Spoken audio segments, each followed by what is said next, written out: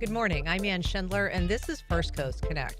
Today, unprecedented in speed, scale, and uncertainty, the president's trade war stands to permanently reshape the global economy and international relations. We talked to two experts who are forecasting what it could mean for local pocketbooks. Later in the program, the traveling Vietnam Memorial Wall makes one of its final stops in Nassau County before it's permanently retired. But first, it's been described as the biggest trade policy shock in history, and it's driven almost entirely by one person. Here to help us understand the context for this sea change is Dr. Kyle Romero, UNF Assistant Professor of History. Good morning, Kyle. Hello, good morning. And Dr. Nick Seabrook, UNF Professor of Political Science. Good morning, Nick. Morning, Anne. It's great to be back. It's great to have you back. Nick, it's been less than 2 weeks since Liberation Day. That's what the president called the day when he announced his sweeping new import taxes. What has happened since then? Well, we saw a very negative reaction from Wall Street, from the markets. And one thing that's often been said about President Trump is that he does at least pay attention to the report card that he's getting from some of his backers and supporters on Wall Street who were very much behind him in his reelection bid back in the fall.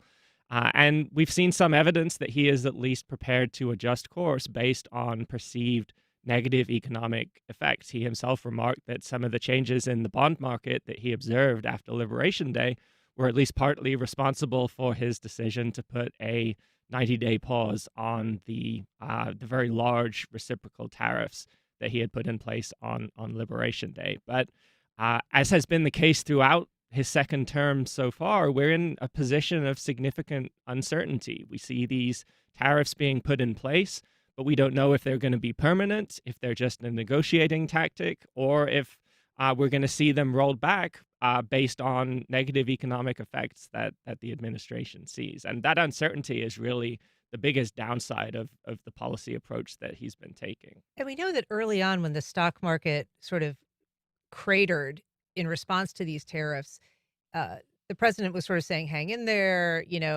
cool it, don't worry about it. It was willing to take some significant losses, trillions of dollars in losses, but it was the bond market that he acknowledged gave him some pause. Why is that? What's the difference for those of us who aren't kind of conversant in the world of finance? Well, it's hard to know exactly what the president's thinking on this is, but if you listen to some of the things that get said by those in his administration, the Treasury Secretary, others, their project is to fundamentally remake the U.S.'s trade relationship with the rest of the world. And they've acknowledged that there is going to be some pain associated with that.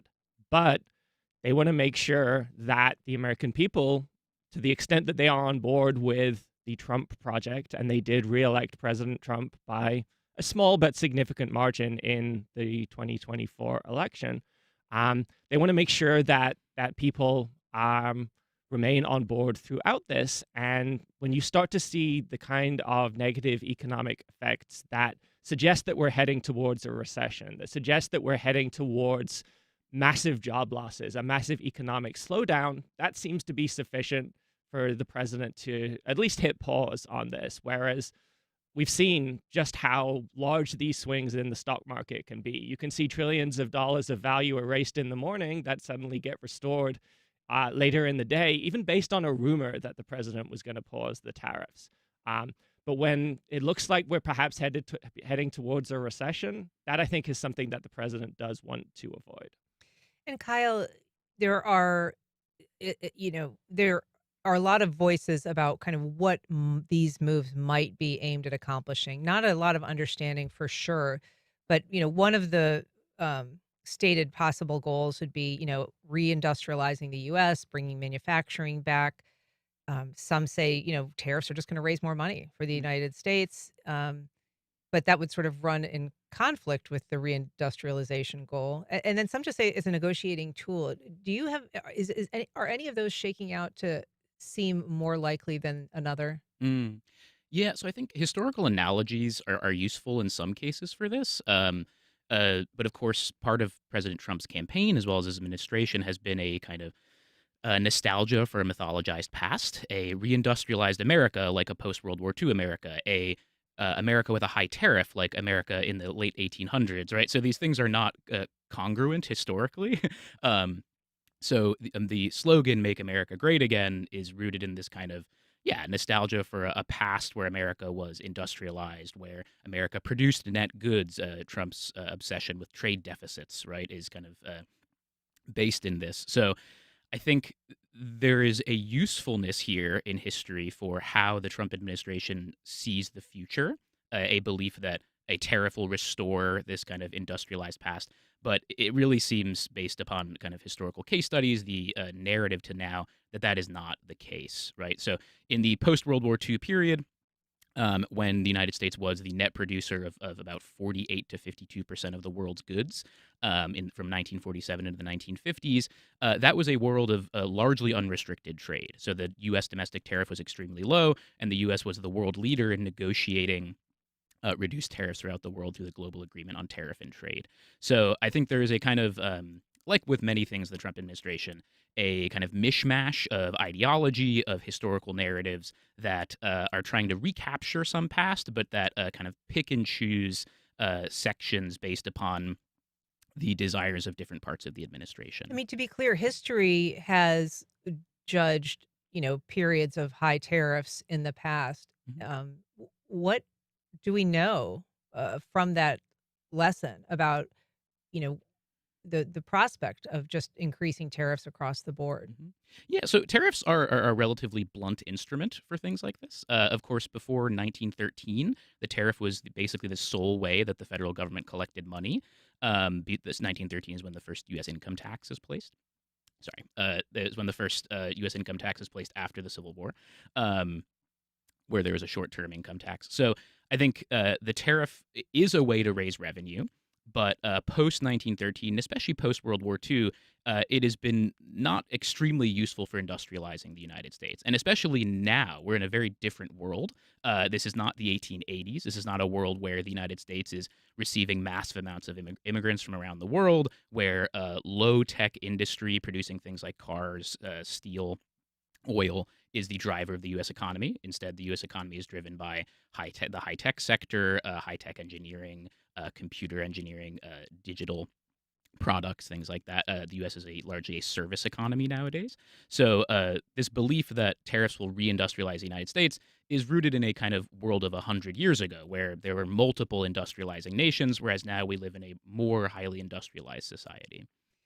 In terms of the back and forth that we've seen, the tariffs imposed, the tariffs paused, the tariffs implemented, the tariffs kind of then retracted, and it's been hard, I think, for people to keep track of. Wait a second, there's these 10% tariffs, but then there's these fentanyl tariffs on a couple of countries, and then there's these punitive reciprocal tariffs that are being imposed.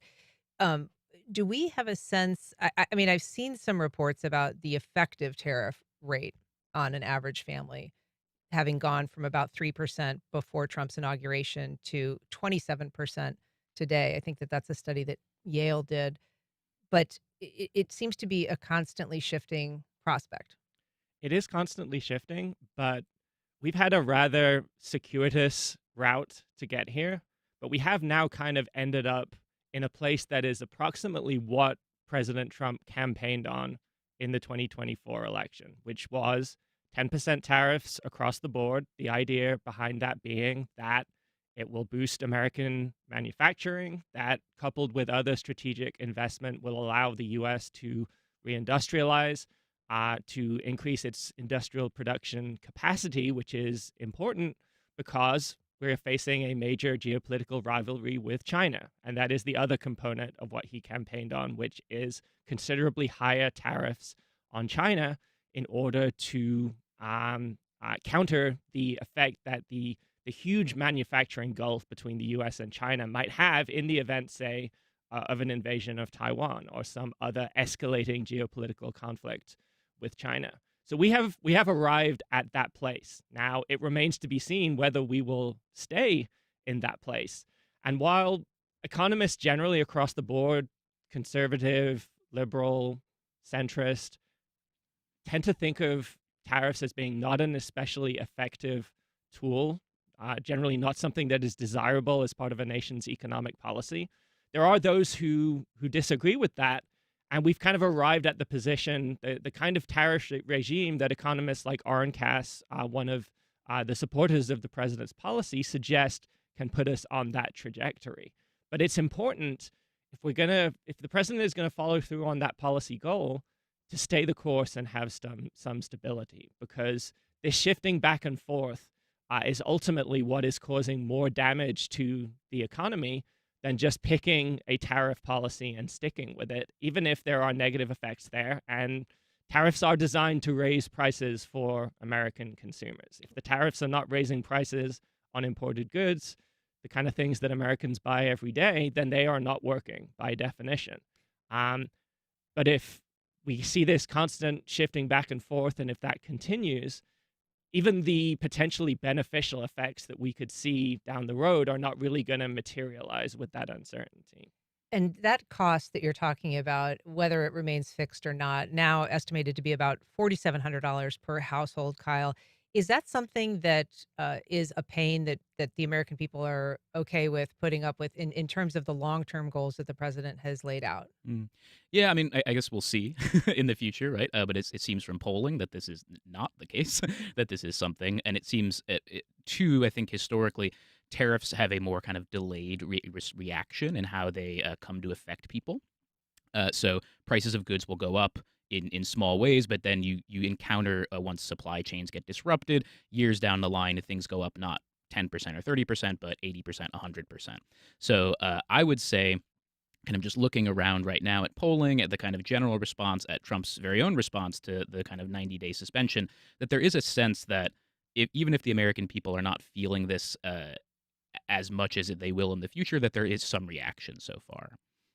If you're just joining us, we are talking to two local experts about the havoc of the past few weeks on the subject of global trade. If you'd like to join our conversation, you can give us a call at 904-549-2937.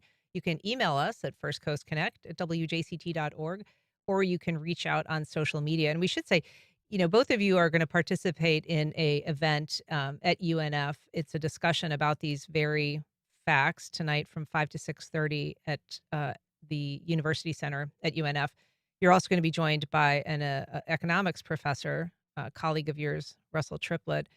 I would imagine, the kind of subject that you can anticipate getting a lot of questions on. Just in your daily lives now, what kind of things are you hearing from people that you work with, your students, your friends, your family? Well, students, I think, are not so worried about the stock market. They're not highly invested in the stock market, but they're wondering what their economic future is going to be. As part of what we do in political science, we have a lot of students who intern with government agencies and offices. We have students every semester who go to DC to meet with officials. I think more so than the tariffs and the economic side of things, students are worrying about whether they're going to have jobs when they graduate in 3 or 4 years' time. They're seeing potential careers in the federal civil service evaporate as workforces are slashed, as hiring is frozen across not just the federal government itself, but all of these different sectors of the economy that rely on federal grants and federal dollars to continue to employ people. Research, certainly. Mhm. Research is a big part of that, and we're seeing that not just in the tariff policies, but we're seeing that across the board with this administration, that it's creating so much uncertainty in the economy. And I know I keep using that word, but it's the uncertainty, I think, that is the killer. We saw from the Biden administration just how little tolerance the American people have for increasing prices of groceries, prices of fuel, prices of cars, and other things that they buy. But I hope that the students who come to the event tonight will come with questions. I think this is an issue that it's kind of difficult to understand, just as someone who maybe doesn't follow the news all that closely. You're wondering how this is going to affect and materialize in your day-to-day lives. And that's what I'm hoping our experts can speak to this evening, not just kind of the big picture macroeconomic effects, but how are these tariffs and how are these other economic and trade policies going to affect the lives of our students and the average American. And Kyle, certainly one potential fear that some graduating students or students that are going to graduate in a couple of years is this idea that there could be a recession, which is a very difficult time for people to graduate into. And I believe, history has shown can really have long-term, lifelong economic impacts for people who are at that point in their life. And it hasn't been that long since we've had a cohort graduate into that circumstance. What do we know about that? And what are you telling your students? Mhm. Yeah, so I mean, I can speak from personal experience with this. I graduated college in 2009, so Great. I'm from the last cohort of people that had to confront the job market kind of falling apart in front of them. Um, yeah, I think you see kind of strange knock-on effects from this going forward. So when we look back to 2009, you get kind of curious reactions to the financial crisis in 2009 and the Great Recession. Things like mass enrollments in law school and graduate school. This belief that, well, we can just kind of wait this out, and then in a few years things will get better. Of course, the effects from 2009 were still in many ways reeling from in the United States. There was a general kind of stock market rebound, but things like the wage gap, things like housing prices, things like the interest rate rebound that we had in 2022 are all kind of direct consequences of this. So I think the immediate effect, like Nick was saying, you'll see this kind of skepticism or confusion about the job market, the future prospects for workers, and then in the long term, I think we're going to see very strange and deleterious effects of the U.S. economy. A lack of trust, I think, particularly in the global economy, because in comparison to the 2009 recession, which was a global phenomenon caused by global causes, I think this is much more driven, like you said at the start of the show, by one man and by one administration. And so, central to global trade is mutual trust, mutual reliance. And if our global trading partners do not trust the United States, we will see a general isolation of the United States. I think you saw something very similar happen to, say, like Great Britain in the 1800s, or Germany in the 1920s and 30s. These kind of core economic units that are lose the trust of the world and then suffer extremely damaging political and economic futures. Got a couple questions I'd like to get to. One from Ed saying, one thing that nobody can deny is that for years, other countries have been putting tariffs on our products while we have not been doing the same to them in the same manner. Europe has tariffs on our goods going back to after World War II when we allowed them to help them rebuild. They have achieved that goal decades ago, but still have the tariffs against us. So, finding equity in the world of tariffs has been one of the president's stated goals. He doesn't think it's fair that we have tariffs that are higher than our tariffs that he sees as punishing American manufacturing and hurting our economy. So, what about that? I mean, what about tariffs that have been in place and have outlived their original goals or usefulness? Mhm. Well, I do think it's certainly true that to an extent, the tariffs that U.S. exports face in other countries are somewhat higher than the tariffs, at least in the last few decades, have been for things getting imported into the United States.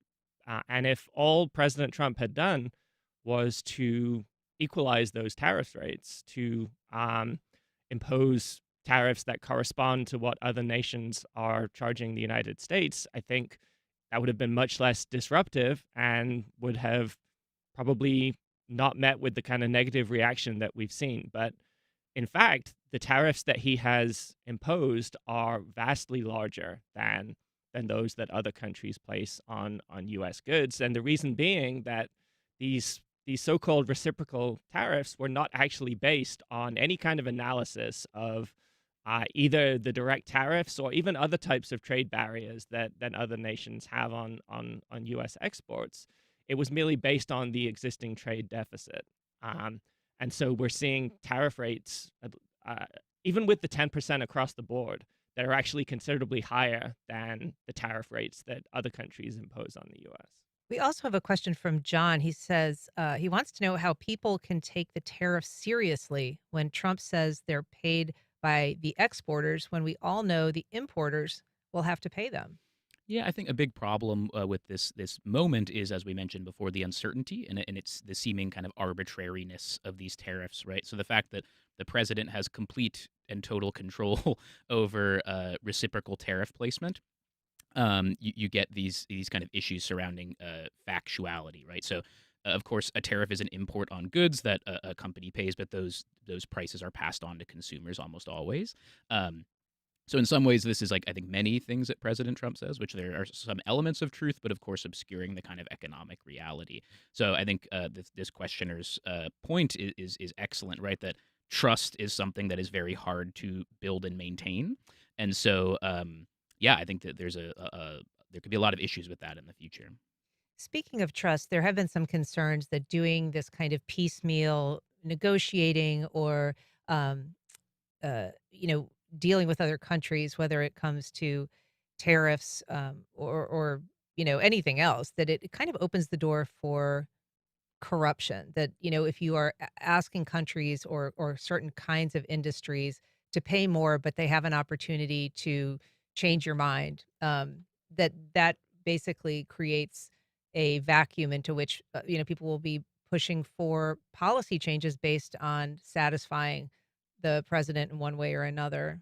What is your thought about that as a risk? I think there are a couple of really significant ways that there is a risk of corruption here. The first is just potential inside information. If someone had known even a couple of hours ahead of time that President Trump was going to announce this pause in the reciprocal tariffs, that can potentially be trades that result in making millions, if not billions of dollars in the stock market, just with a couple of hours pre knowledge ahead of time that that's the case. There's also the potential for corruption when it comes to exemptions from tariffs as well. So it's easy to imagine these high tariff rates being put in across the board. And then you have individual companies, individual sectors, individual industries lobbying the president for exemptions to tariffs. And there's not a lot to check potential corruption that could occur when it comes to getting those exemptions as well, particularly when you factor the foray into cryptocurrency that we've seen from this administration.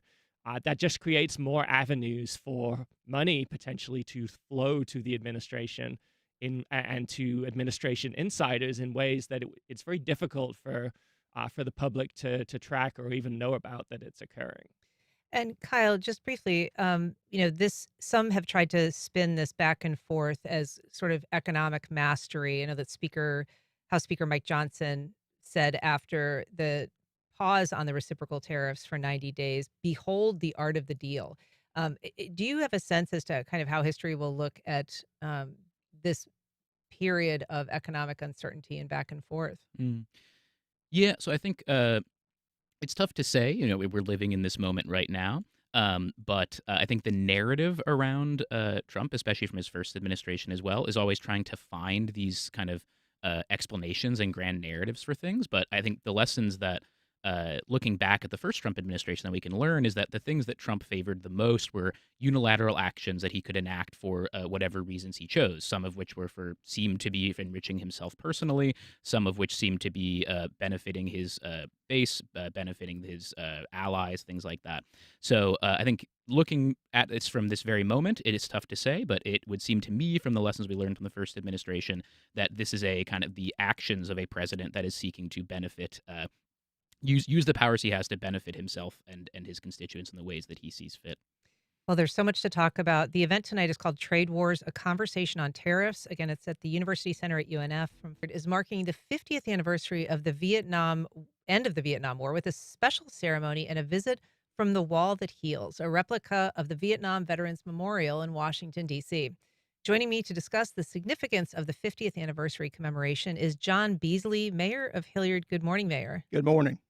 Bruce Wells, a Vietnam veteran who lives in Nassau County. Good morning, Bruce. Good morning. How you doing this morning? I'm well, thank you. We're also joined by Alicia Head, who is with the town of Hilliard and helped organize this event. Good morning, Alicia. Good morning. So this traveling wall is actually nearing retirement, and it's making one of its final stops in Nassau County. Mayor Beasley, what does it mean to have the wall stop in Hilliard before it's retired? It means a lot. This will be the first time that something like this has happened to Nassau County, and for us to be a part of it, it's just it's indescribable. We know that there are a number, as many as 420,000 Vietnam veterans that live in Florida, according to the Florida Department of Veterans Affairs. What is the footprint of veterans in Nassau County? Is it an active veteran community there?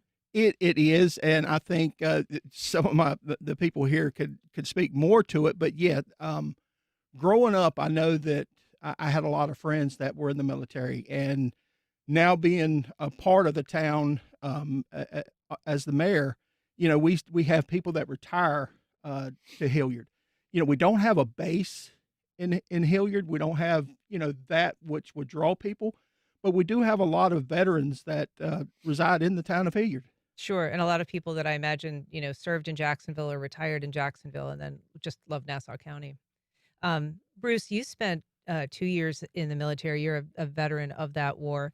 And you now volunteer for the National Park Service at the Vietnam Veterans Memorial Wall in D.C. Can you just tell us kind of what that memorial has meant to veterans, what it's meant to you personally? Sure. I've had the opportunity to I started volunteering there in 2014.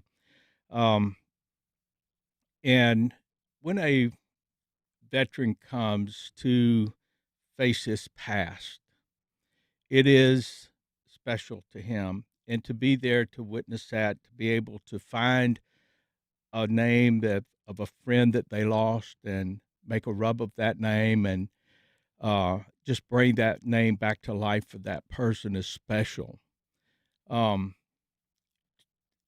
the way that the Vietnam veterans were treated when they came home was not pretty.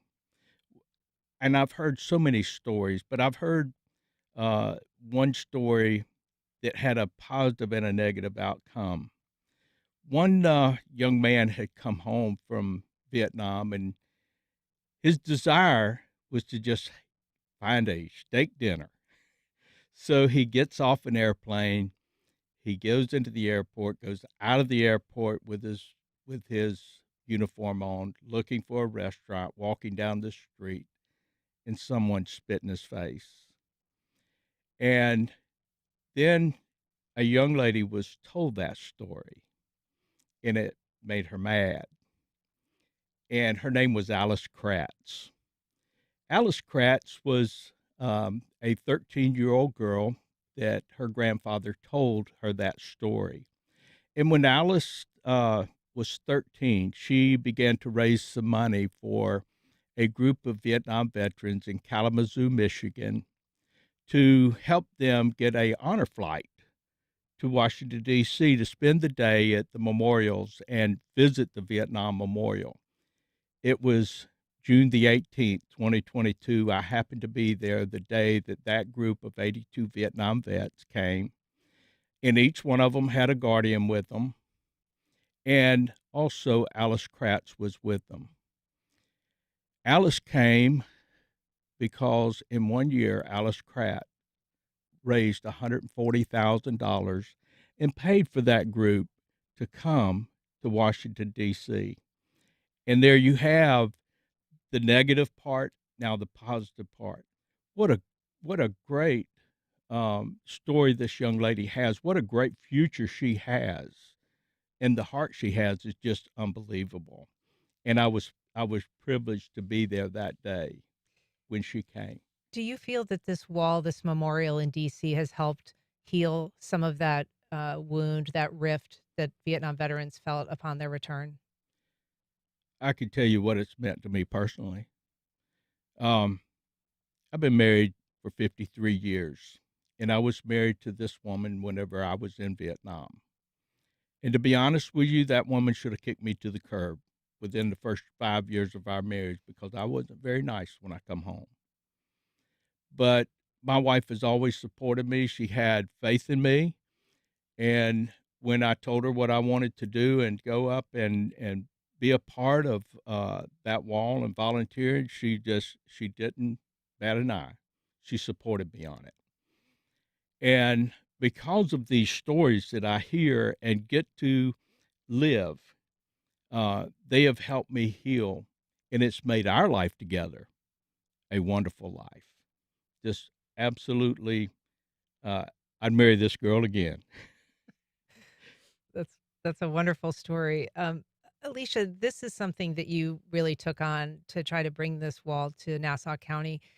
Do you have a personal connection of some kind? What was it that animated your desire to bring it to your hometown? Well, yeah, my grandfather, James Blunt Sr., he actually was a Vietnam veteran, and he has never taken that first step in healing. He's never done that. He's never been to the wall. He's never been to a traveling wall. So this meant something personally to me. And I was about third grade when my uncle took me to see the wall for the first time.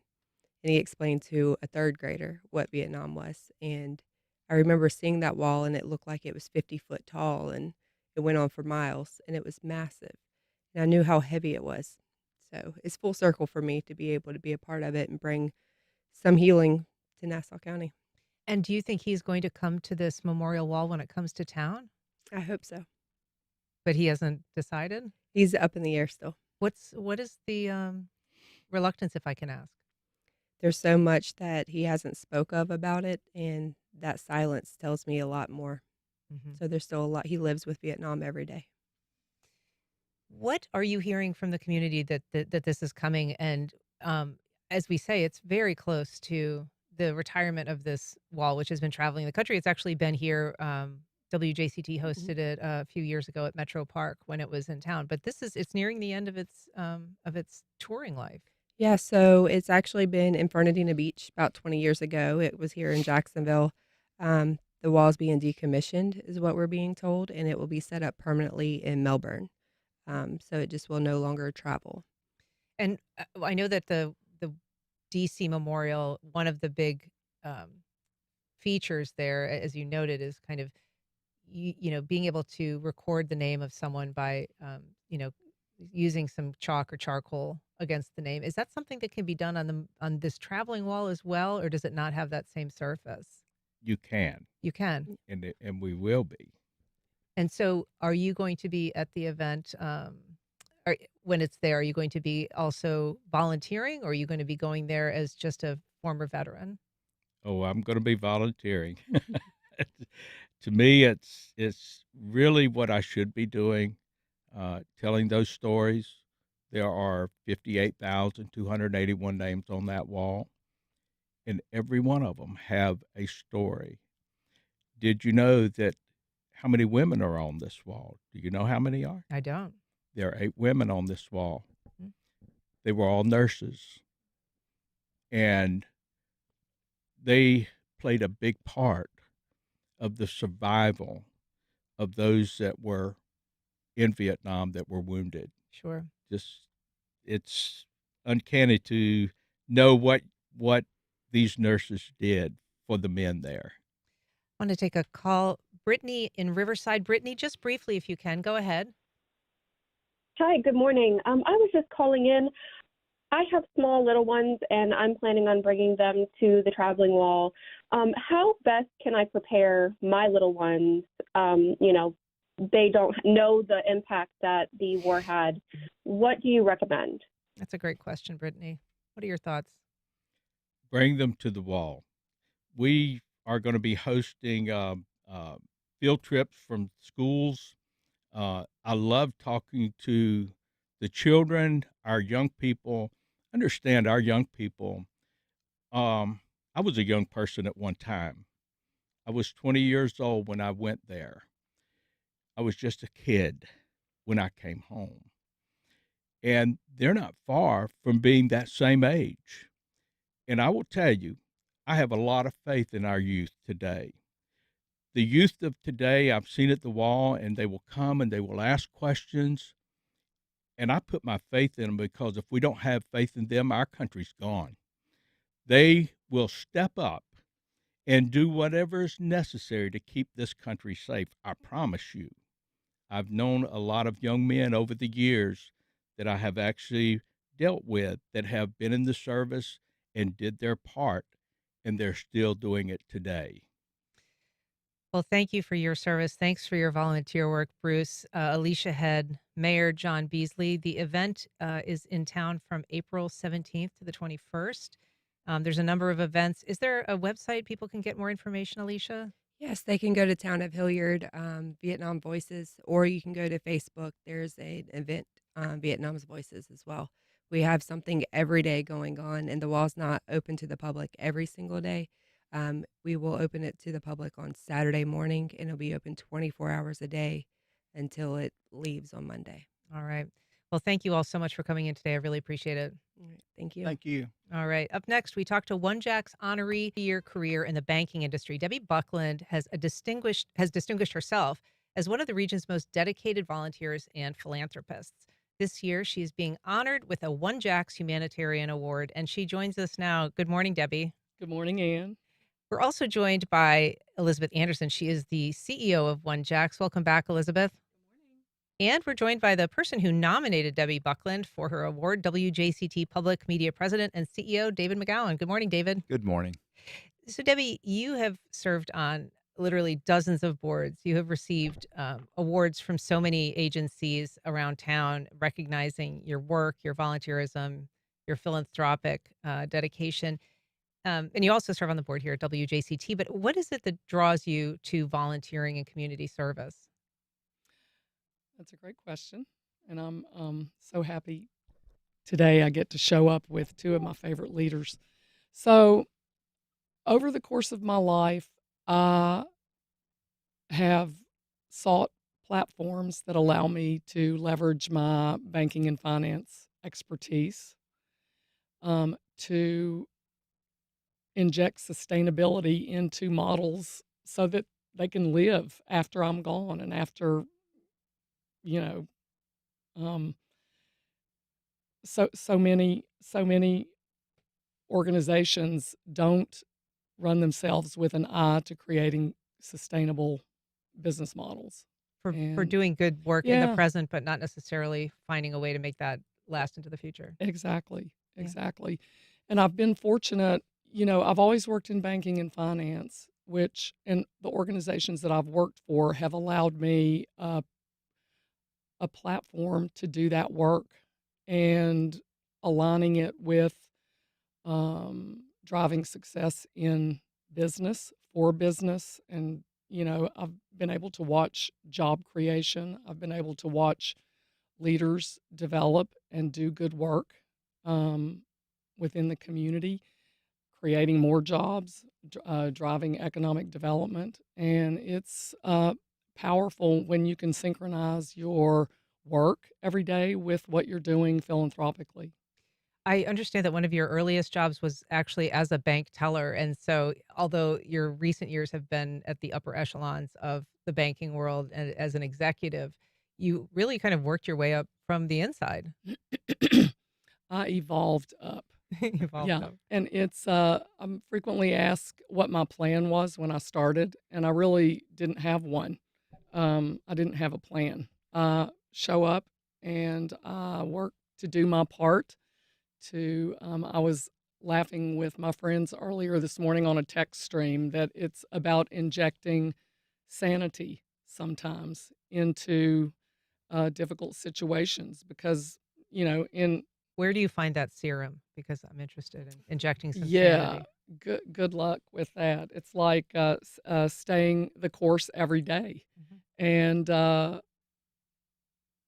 especially right now, it's important to remember that, the history is what it is. We're not going to change that. And it's not going to do any good to be angry about what's going on. We just have to go forward.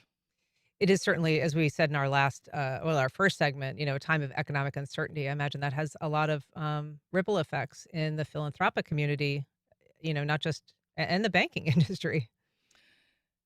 Yeah, um,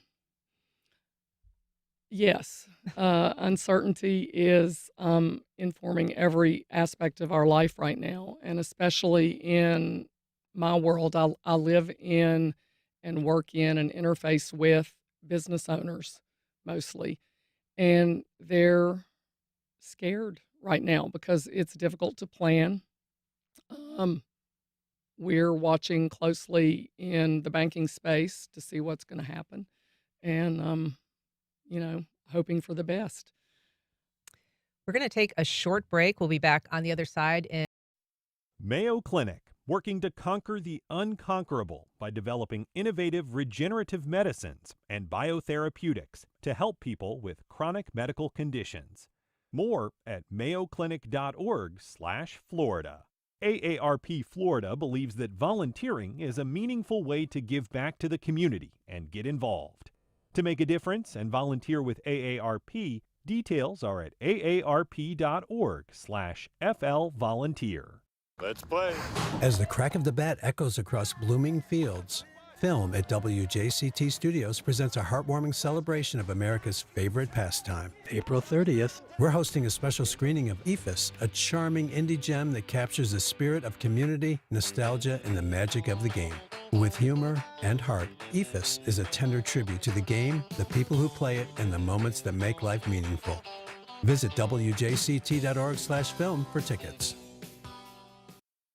Boys are perceived to be harder to control than girls. It's that perception, not their actual behavior, that may be holding boys back the most at school. If you are seen as a troublemaker by your teacher, that impacts the way that you start to see yourself, and that starts to shape the way that you then behave in future years. It's part 2 of our special series, Falling Behind, the Miseducation of America's Boys. That's on the next On Point. Today at 11 on WJCT News 89.9. Tax day is upon us. 9.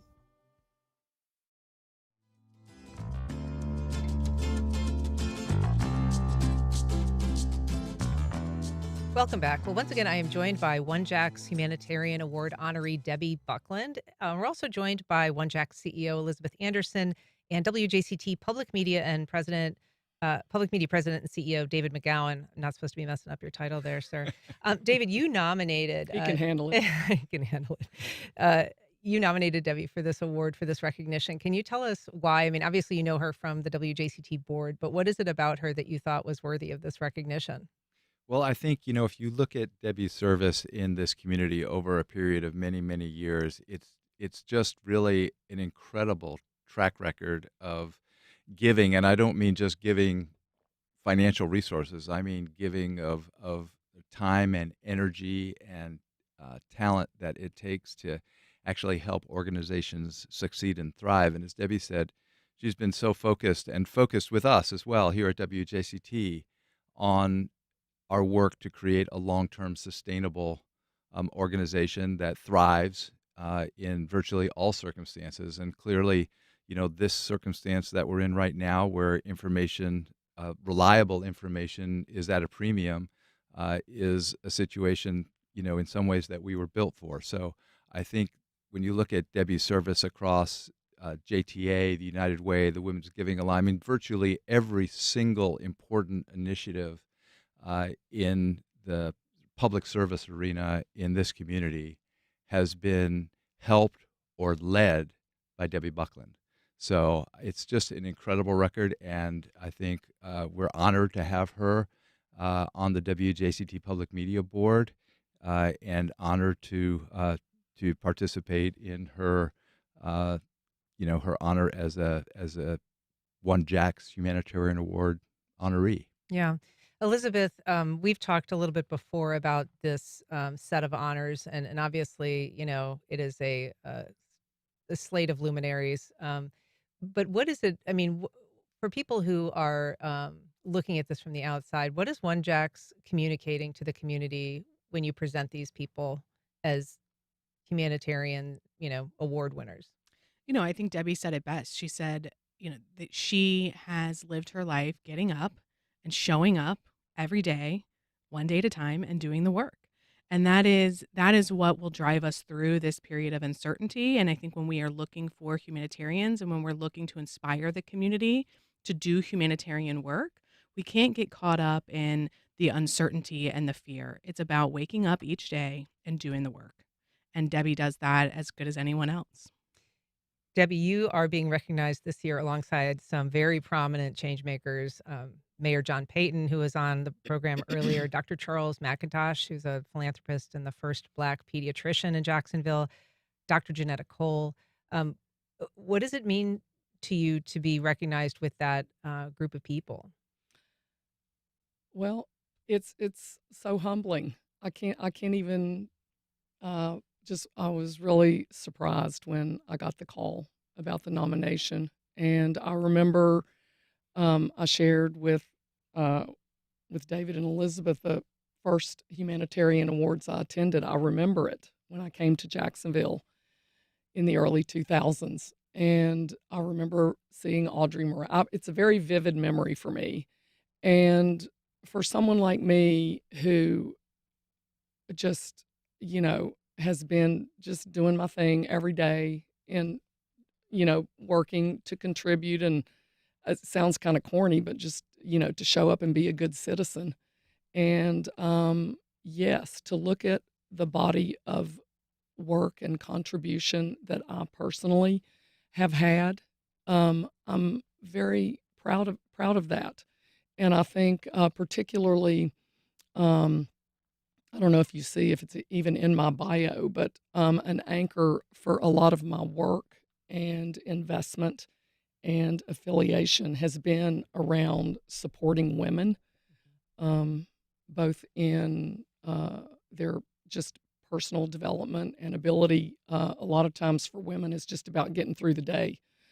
And a lot of my work has been around that. Mhm. And selfishly, my service has afforded me the opportunity to develop some wonderful friendships with women and with men too. So that part of serving with like-minded people to make things better for me and my children, and selfishly, I want my kids to come back here to live. I think we all want our kids. They're to in come New back here York to live. right Yeah, now? they're in New York. I don't know if I'll ever get them I was back gonna say, here. good luck with that. I know. Good luck with that. Right. So, Well, hope springs eternal. yeah, I Yeah. know. But it's John Payton. I got to know very well. I served just after John when I had the opportunity to chair Jack's chamber, and John was the chair before me, and I think maybe John Delaney was the chair before that. And my mom asked me if I was going to run for mayor after I had the opportunity to chair the chamber. But John told me in one of our early conversations that he said, "You're going to have a big, big platform. It's a big platform, big audience." And he said, "You can't boil the ocean."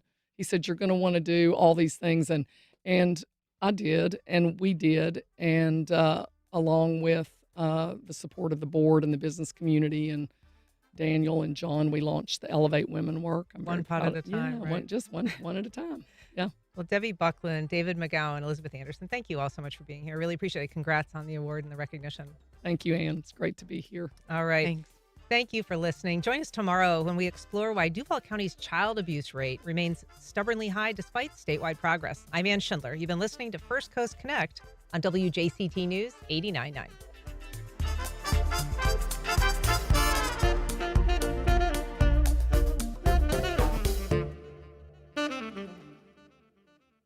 Support for First Coast Connect is provided by Baptist Health and the North Florida TPO.